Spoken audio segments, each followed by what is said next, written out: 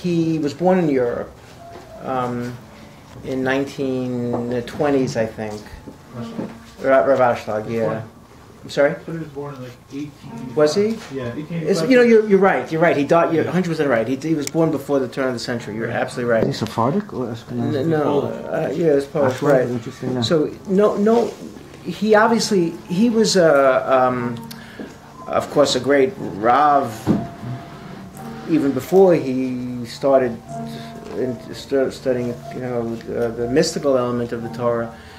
But the story goes was that he had a teacher who no one knows who this teacher was. This was a teacher in Europe. He never identified who the teacher was. The teacher was a mystery. He was all they know about him was that he was a businessman, and very successful businessman, and very modest. But no one knew that he knew these great teachings, and he apparently was the Rav Ashlag's teacher. But again, no one knows. He never left the name of this person. And Rav Ashlag basically brought back the teachings of the Ari in the way the Ari himself taught.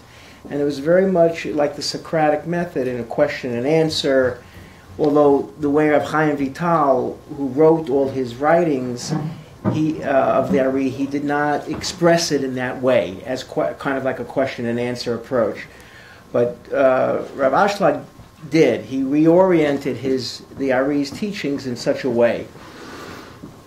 And what Rav Ashlag did was he refined the language to really to use it as a mafteach, as a key to open up the teachings of the Ari, to really understand very precisely what the Ari taught. And by using this very precise language, you can see that all of the teachings of Kabbalah is kind of like variations on a theme. It's almost like a beautiful symphony where there's really one major, a few major themes, and then everything else is a variation on that theme. And that enables us to have this master key to then open up and understand other aspects of the Torah that we're not as familiar with. So there are repetitive concepts and ideas, but they're far-reaching. These ideas not only help to open up and understand the Torah, but also will help us to understand science and the world and every aspect of our lives. I find it very useful in my understanding of science and medicine, and life in general, in that you can see repetitive themes and ideas, and it also has a lot of explanatory power, that it can explain things that you were not able to explain before, or that they provide better theories. I'm going to talk a little bit about what I mean today, actually, when we first start. But just as a review, we spoke about how ultimately there are two major themes operating in the world. And one is the desire to give, ratzon lahashpia, to influence, to bestow beneficence and benefit to others. And the other one is ratzon lekabel, desire to receive. And the only thing that was really created yesh me'ayin, ex nihilo, out of nothing, is the desire to receive. So all of creation, out of all of the creation, the only thing that was created yesh me'ayin is just the desire to receive, because it didn't exist before. Obviously, God doesn't have a desire to receive, right? What does he need? He has everything, right? So what was created was the ratzon lekabel, the desire to receive. That's it. From that creation, everything followed, like the night follows the day. you have a ratzon lekabel, you have a desire to receive, then what happens is that God's benefit, God's light enters into your life. This is our hostess, Dina Ruth. Thank you so much. you. Thank you, Dina. Thank you.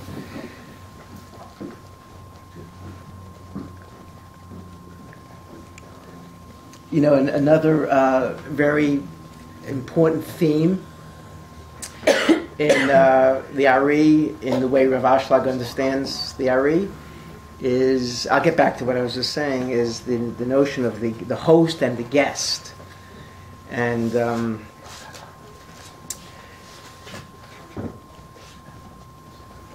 so Dina coming in here reminded me of that idea, which I'll talk about also, about the host and the guest.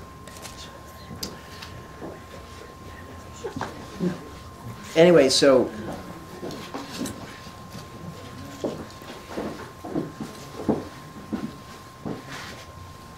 there's a desire to receive,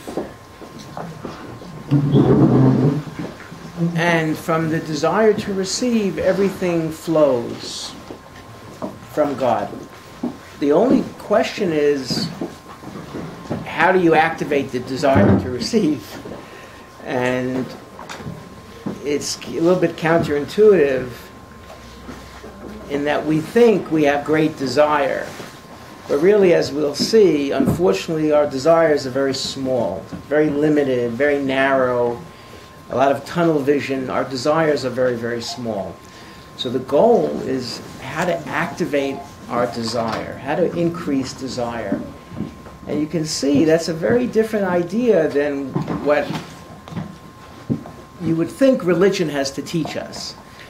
Certainly, many of the Eastern traditions, the goal is not to increase desire, but to actually to minimize your desire, to decrease your will, right? Is to try to marginalize and to truncate your own personal desires. That's an Eastern concept.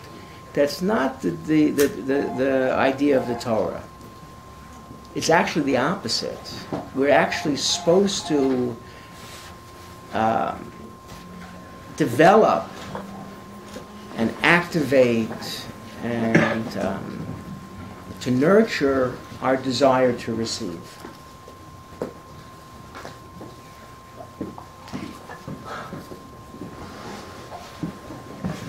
In fact, this way of thinking changes our whole way of bringing up children. Do you bring up a child trying to suppress their egotistical desires?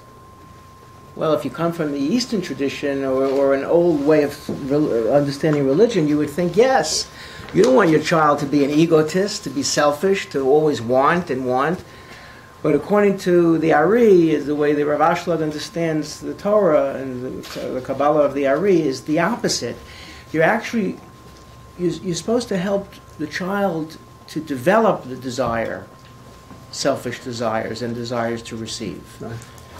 However, that being said,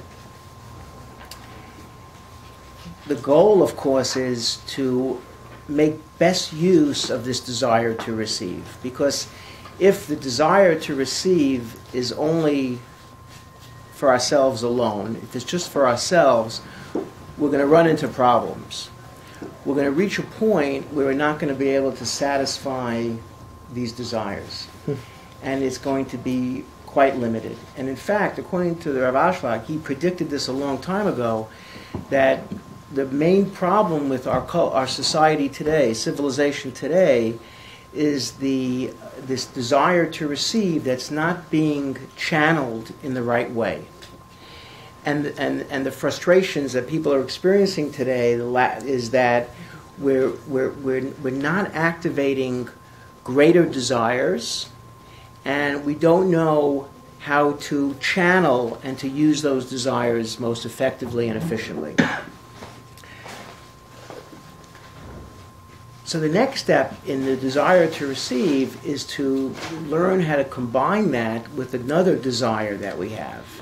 And that's the desire to lashpia, to influence, to improve the lives of others, to give to others. So ultimately, our goal is to develop the desire to receive, but to eventually learn to use it to be able to give to others. And by doing so, we will never short-circuit these desires. So the desires will continuously grow. They will never be frustrated and short-circuited like we see today. If our desires are only limited to the physical realm and they're only limited to ourselves, Self-destruct. we go right, self-destruction, short-circuited, and that's exactly the root of all the problems we're experiencing today. That all of our problems are reducible to one primary problem, and that's our inability to understand some of the basic forces that are operating within the human psyche and the human soul, and to know the wisdom of Kabbalah, to know what's happening within us on the individual level and on a collective level, so that we can then make the appropriate changes so that civilization can not only won't self-destruct and won't destroy, but that it will actually reach, it will be nourished, it will reach higher and higher levels of diversity and organization and health and healing. And this is on every, that we can apply these ideas and principles on every level, on our own, in our own lives, in our own personal lives, in our own health, in our own bodies, and also collectively in society as a whole, how we can change the course that we're on and create a whole different civilization, a whole different world.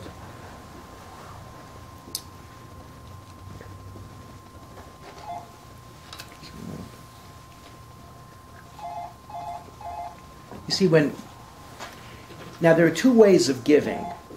There's giving to other human beings or other creatures, and the needs of others are infinite.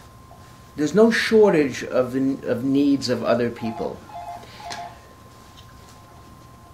Therefore, when we channel our desire to receive in order so that we have that which we can give to others, this desire and enjoyment is unending. It's unending because there is no shortage, unfortunately, there's no shortage of human need and human suffering that we can alleviate. A second way that we can give and perpetuate this desire to receive and to feel the satisfaction in receiving is by giving to the Creator Himself.